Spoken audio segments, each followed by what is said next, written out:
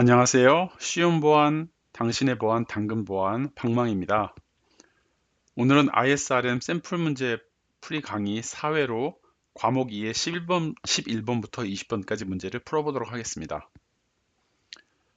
과목 2는 정보보호 위험평가 관련된 내용이고요. 오늘 풀어볼 문제들은 다 이 위험평가 관련된 문제들이라고 보시면 될 것 같습니다. 그럼 문제를 이어서 풀어보도록 하겠습니다. 11번. 다음 중 정보자산 위험 산정 시 고려해야 할 구성 요소에 해당하지 않는 것은?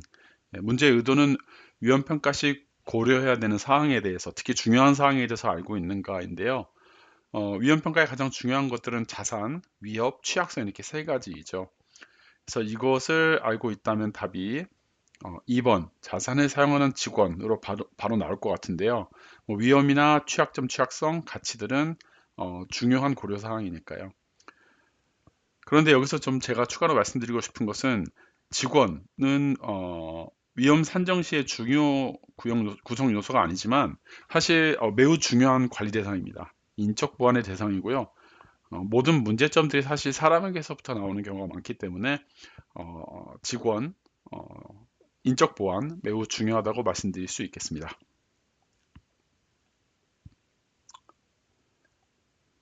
네, 다음 문제 풀어보도록 하겠습니다. 12번.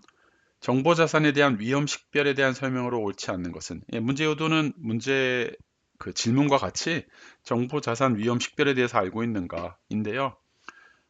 위험 식별하기 위해서는 일단 먼저 위협을 좀 조사를 해야 되고요. 또 이런 위협들이 발생 주기가 어떤지 평가를 좀 해야 됩니다. 무슨 말씀이시냐면 어, 지진이 일어난다 하더라도 지진이 얼마나 자주 일어나는지, 뭐 내가 사는 곳에 지진이 1년에도 서너 번씩 일어난다, 아니면 100년에 한 번만 일어난다에 따라서 내가 지진에 대응하는 것이 달라질 수 있잖아요. 그래서 이 발생 주기를 평가하고 알고 있는 것이 중요하고요. 그리고 진단 대상을 선정하고 일정을 수립하고 이후에 일정이나 선정의 일정과 선정을 고려하면서 진단 수행을 하게 되고요. 또 수행한 이후에 결과 분석을 수행하고요. 이런 이후에는 보고서 작성을 하고 이해관계자, 경영진 등의 보고를 하게 됩니다. 보기를 읽어보겠습니다. 1번. 조직에서 이미 발생하였거나 파악된 위협, 알려진 위협도 분석한다. 예, 그렇죠. 왜냐하면 이미 발생했으면 또 발생할 수도 있고 파악된 것도 알려진 위협도 또 발생할 수 있기 때문이고요. 2번은 취약점 진단 결과가 분석되면 전체적인 내용을 결과 보고서 작성한다. 네, 보고서 있죠. 팩트에. 3번 위협 발생 시 일어나는 손실뿐만 아니라 위협의 발생 주기도 정확하게 평가해야 한다. 네, 약간 애매하죠. 발생 주기를 어떻게 정확하게 평가할지. 하지만 3번 답이라고 보니까 옳은 것이라고 볼 수 있고요. 4번 관리적인 취약점 진단은 최고 경영자층과 면담을 통해 진행한다. 관리라는 단어 때문에 경영자층하고 면담 통해서 진행한다고 볼 수도 있겠는데요. 사실 관리적 취약점은 담당자 등 인터뷰를 통해서 수행하는 것이 정상적인 방법입니다. 최고 경영자층, 뭐 예를 들면 삼성전자의 이제 모분 있으시지 않습니까? 그런 분들한테 당신 회사의 관리적인 취약점이 뭡니까? 라고 면담을 통해서 진행하기는 어려울 것 같습니다. 예, 그리고 또 한 가지 좀 추가 팩트로 말씀드릴 것은 기술적, 관리적, 물리적 취약점에 대해서 좀 아셔야 되고요. 그 내용은 이 샘플 문제 해설에 좀 내용들이 나와 있어요. 그래서 해당 내용들은 좀 어떤 것이 기술적이고 어떤 것이 관리적이고 어떤 것이 물리적이다, 이런 부분에 대해서 좀 이해를 하시면 좋을 것 같고요. 간단하게만 말씀드리면 관리적 취약점이다 하면 어, 뭐 예를 들어서 내가 직원들에 대해서 교육을 하고 있는가. 그래서 보안 교육을 제대로 진행해서 직원들이 보안 사고나 아니면 피싱 등 위험에 대해서 대응할 수 있는 수준이 얼마나 되는가. 이런 걸 좀 보는 방면의 취약점이라 보시면 되고요. 기술적 취약점은 쉽게 말해서 방화벽이라든가 이런 것이 세팅이 잘 돼 있는지, 내가 원하는 대로 접근 통제를 할 수 있도록, 이런 관점이라 보시면 되고요. 물리적 취약점이라고 하면 정보 자산들이 있는 곳에 뭐 보호 구역을 설정한다든가, 그래서 보호 구역을 제대로 보호하기 위해서 출입 통제를 한다든가, 이런 부분들이 물리적인 부분이라서 그런 부분들에 있는 문제들이 뭐 취약점이라고 보시면 될 것 같습니다. 다시 한번 해당 내용들을 좀 보시면 좋을 것 같습니다. 얘까지 포함해서요. 예, 다음 문제 풀어보도록 하겠습니다. 13번. 다음 중 취약점 진단 방식에 대한 설명으로 바른 것은 이죠. 예, 취약점 진단 방식에 대해서 묻고 있는 문제의 의도이고요.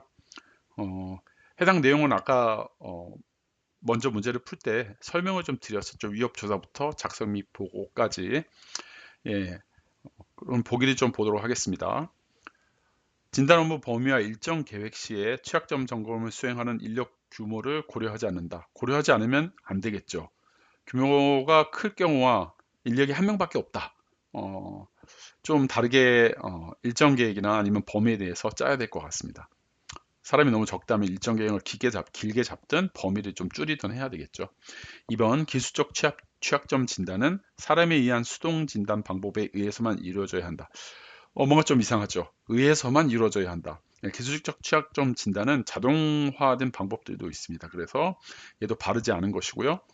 물리적 취약점 진단, 아까 말씀드렸던 보호구역에 대해서 출입 통제가 잘 되고 있는지 실제로 가서 봐야 될 수 있죠. 문서로만 확인하거나 이런 것보다는 출입 통제를 위해서 뭔가 시설이 잘 되어 있는지 이런 부분을 봐야 되기 때문에 실사가 진행될 수도 있고, 그래서 답은 3번입니다. 4번 또 나왔네요. 관리적인 취약점 진단은 최고 경영자층과 면담을 통해 진행한다. 네, 아니죠. 그래서 답은 3번입니다.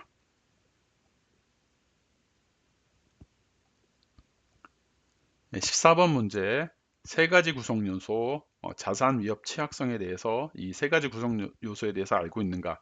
여기 정의가 나와 있으니까요. 같이 풀어보면서 좀 보면 될 것 같아요. 1번은 보호해야 할 대상이다. 그리고 무형의 자산을 포함하기도 한다. 말로만 들어봐도 자산일 것 같습니다. 그러니까 조직의 자산의 보호를 해야 되겠죠. 그리고 니은은 일반적으로 자산의 원천에 따라 크게 자연재해나 장비 고장 등 환경적인 것, 그리고 또 인간에 의한 것으로 나눌 수 있다. 네, 위협에 대한 설명으로 보시면 될 것 같습니다. 다음, 답이 이제 하나밖에 없을 것 같은데 취약성. 자산의 잠재적인 속성, 취약성은 속성이겠죠.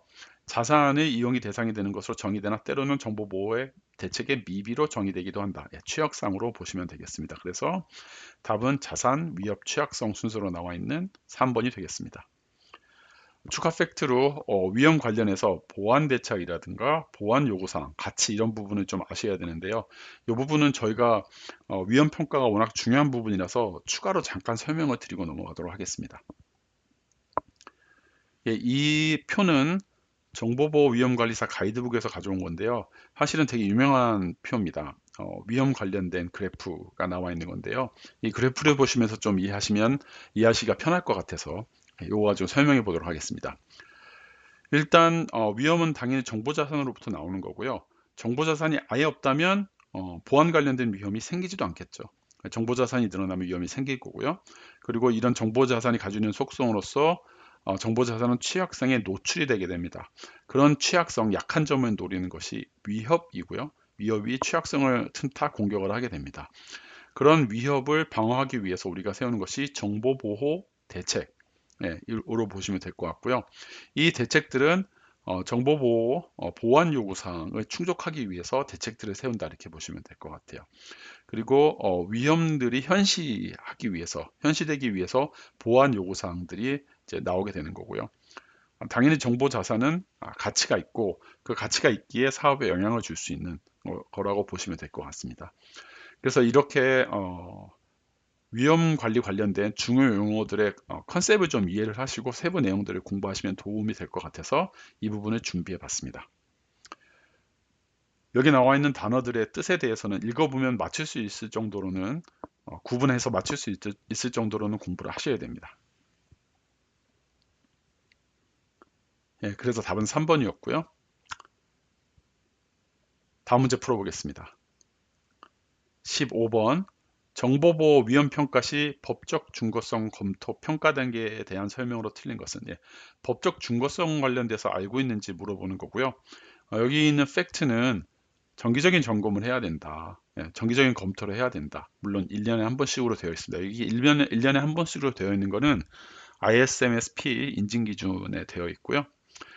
그리고 1년에 한 번씩 하는 것 외에도 중요 변경이 있을 때, 대규모 법의 변경이라든가 우리 회사에 영향을 많이 줄 것 같은 법들은 수시로 모니터링을 하고 변경이 발견됐을 때에는 검토해서 필요시 반영을 해야 되는 것으로 보시면 될 것 같고요.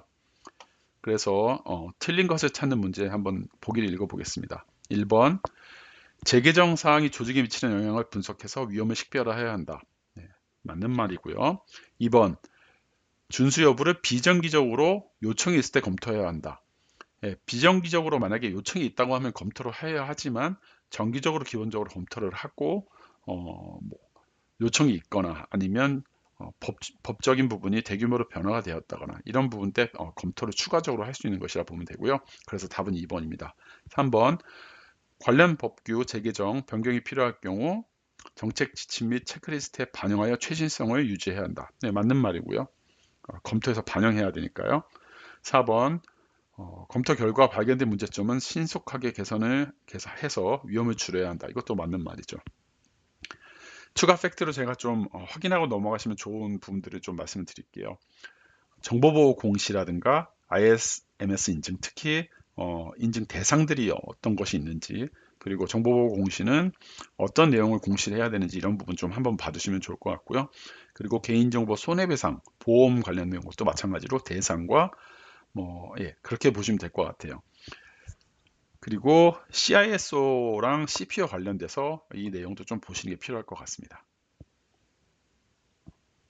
이 부분들은 ISRM에서 얼마나 자세하게 디테일한 부분까지 나올지는 모르겠는데 추가 팩트 부분들은 한 번쯤은 꼭 좀 더 보고 시험을 보시면 좋겠다 이런 말씀 드리고 싶고요. 그러면 다음 문제 풀어보도록 하겠습니다. 위험 평가 단계에서 법적 요구사항 검토가 필요한 사항이 아닌 것은, 이 문제는 법적 의무사항에 대해서 알고 있는가를 물어보는 건데요. 팩트들이 다양하게 있습니다. 개인정보 손해배상이라든가 국내 대리인 지정, 개인정보 처리자가 가지는 의무들, 또 정보보호 공시 이런 부분들이 있고요. 이런 문제로 나오면 지금 난이도가 상이지 않습니까? 상당히 디테일한 숫자 부분이 있기 때문에 단순히 눈으로만 보시면 좀 풀기가 어려운 부분들이 있을 것 같아서 좀 자세히 봐주시면 좋을 것 같다는 말씀을 계속 좀 드리고 있고요. 어쨌든 보기를 보면서 풀어보도록 하겠습니다. 1번, 정보통신 서비스 제공자이자 개인정보 처리자인데 매출액이 3천만 원이 달성하였다니까 3천만 원이 아니다가 되었다는 거죠. 3천만 원이 돼서 주어지는 의무는 아마 없을 거고요. 문제의 의도는 아마도 손해배상에 대해서 얘기하고 싶은 것일 텐데 개인정보 처리자가 들어가 있으니까요. 5천만 원부터 대상이 됩니다. 2번, 국내 주소지가 없는 사업자 또는 국내에 사업장이 없는 사업자도 포함되는데요. 어쨌든 이런 개인정보 처리자로서 전년도 말 기준 3개월간 저장관리 정보 주체 수가 100만 명 넘었다. 이거는 국내 대리인을 지정해야 되는 기준으로 보시면 될 것 같습니다. 그래서 2번은 검토가 필요하고요. 3번, 개인정보보호법이 최근 광범위하게 개정되었다. 여기 주어가 없죠. 개인정보 처리자만 해당되는데 좀 애매한 문제지만 광범위하게 개정되면 검토를 해야 되는 것으로 보는 게 맞을 것 같습니다. 4번, 전기통신사업자인데요. 전기통신사업자는 정보통신 서비스 제공자입니다. 그래서 일일 평균 이용자 수가 100만 명 이상을 달성하였다. 이것도 마찬가지로 달성하였다니까 안 되다가 됐다는 거거든요. 그래서 100만 명 관련된 것이 정보보호 공시가 있습니다. 그래서 정보보호 공시에 대해서 검토를 해야 되는 것으로 좀 보시면 될 것 같아요. 예.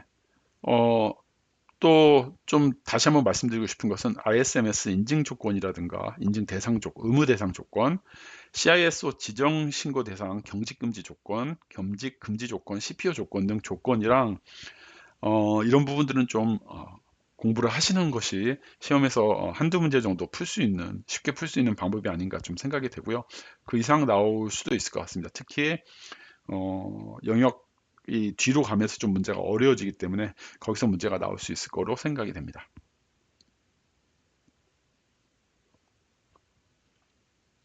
네, 그럼 다음 문제 풀어볼게요.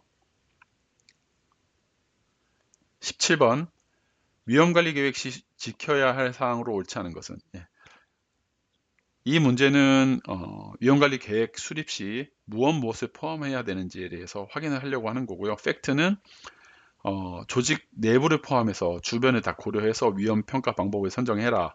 그리고 연 1회 계획을 수립하고 실제로 시행하고 그리고 계획에 대해서 승인을 받고 예, 그런 내용으로 보시면 되고 위험 평가를 하게 됐을 때 그 결과를 경영진에게 보고하고 또 경영진이 DOA 수용 가능한 위험 수준 DOA를 승인한다 이렇게 보시면 될 것 같아요.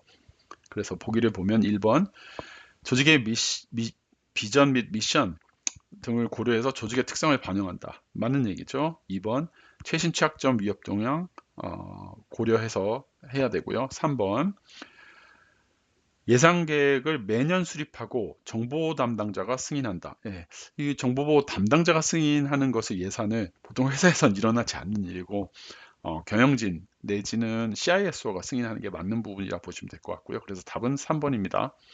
4번에는 다양한 이해관계자가 참여하도록 한다. 예, 맞는 이야기죠. 네, 추가 팩트 좀 말씀드려야 되는데 위험관리 계획 수립할 때 수행 인력, 기간, 대상, 방법, 예산 등을 포함해서 수립해야 합니다. 이 부분도 좀 같이 알아두시면 좋을 것 같고요. 예, 다음 문제 풀어보도록 하겠습니다. 18번. 다음은 정보보호 및 개인정보보호 인증평가를 위한 위험평가 시 지켜야 할 인증기준이다. 이렇게 나와 있는데요. 예, 문제 의도는 해당 인증기준을 알고 있는가인데 팩트는 아까 말씀드린 거랑 똑같습니다. 조직 내부와 주변을 고려해서 위험평가 방법 선정하고 연 1회 이상 계획을 수립하고 승인받고 시행하고 결과 보고하고 예, DOA 승인받고 그렇게 보면 연 1회 이상 예, 답이 금방 나오죠. 그래서 답은 2번입니다.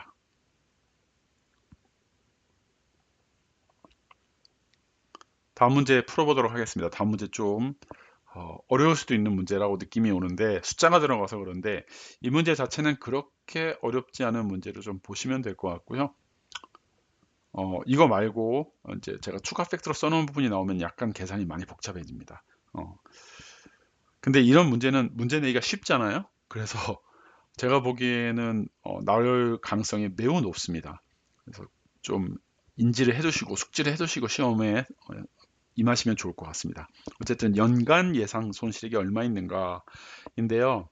연간 예상 손실액 ALE, ALE는 Annual Rate, 죄송합니다. Annualized Loss Expectancy 의 약자고요. 한글 우리나라 말로는 연간 예상 손실액 여기 나와 있는 연간 예상 손실액을 말하는 거죠. 얘는 어떻게 구하냐 하면 한 번 발생했을 때 얼마나 손실이 발생할 건지 예상이 되는가. 그래서 SLE, Single Loss Expectancy에다가 ARO를 곱하는 건데 ARO는 Annual Rate of Occurrence죠. 그러니까 연간에 얼마나 발생할 건지.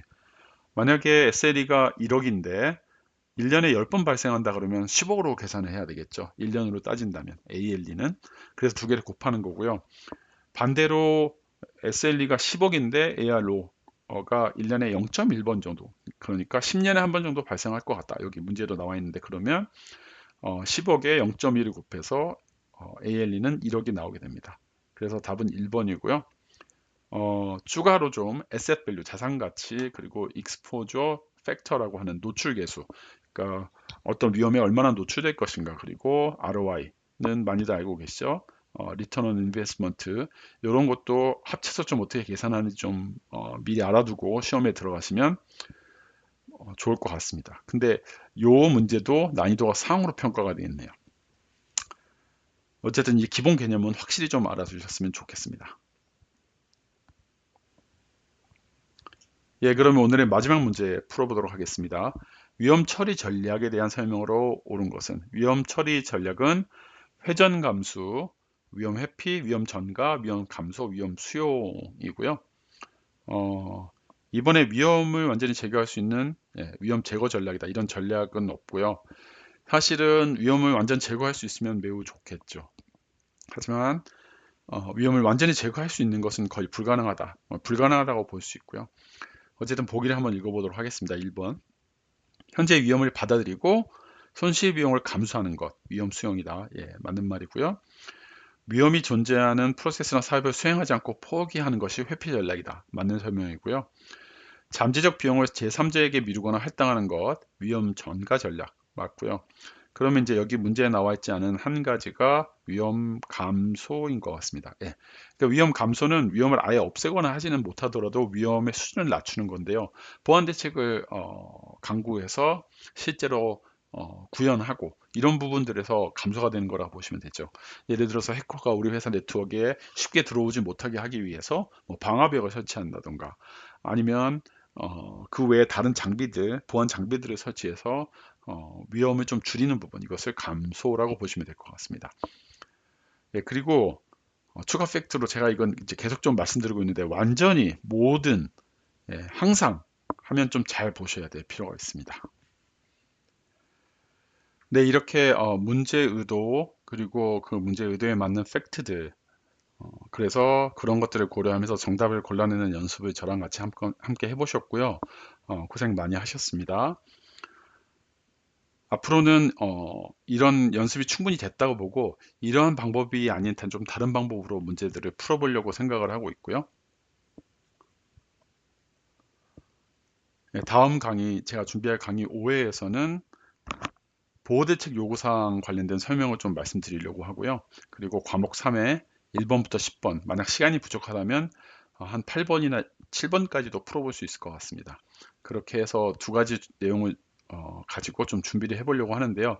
보호대책 요구사항 설명을 드리려고 하는 이유는 어, 이 전번 강의에서 설명드렸지만 관리체계라는 것, 기반을 마련하고 위험 관리를 수행하고 거기서 나온 내용들을 기반으로 운영을 하는데 보호대책 선정하고 구현하는데 보호대책 요구사항 그리고 또 ISMS-P 개인정보 관련된 부분도 같이 커버를 하려고 한다면 개인정보 처리 단계별 요구사항을 고려하면서 이런 프레임 틀 내에서 구현을 한다 이렇게 설명을 드렸었잖아요.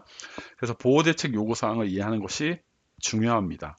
거의 관련된 문제들도 꽤 많이 나올 것으로 예상이 되고요. 그래서 보호대책 요구사항이 어떤 것들이 있는지에 대해서 뭐 세부적인 내용을 들어가자면 한도 끝도 없고 양이 많이 길어지겠지만 간단히 좀 전반적인 내용을 이해하실 수 있도록 내용을 준비해 보고자 합니다. 예, 이렇게 오늘 강의와 다음 강의 관련된 소개까지 좀 마쳤고요. 오늘도 시청해주신 여러분, 함께 공부해주신 여러분 수고 많이 하셨습니다. 감사합니다. 오늘 제 강의 영상이 도움이 되었다면 구독과 좋아요 해주십시오. 해주시면 저에게 큰 힘이 됩니다. 감사합니다. 그럼 마치겠습니다.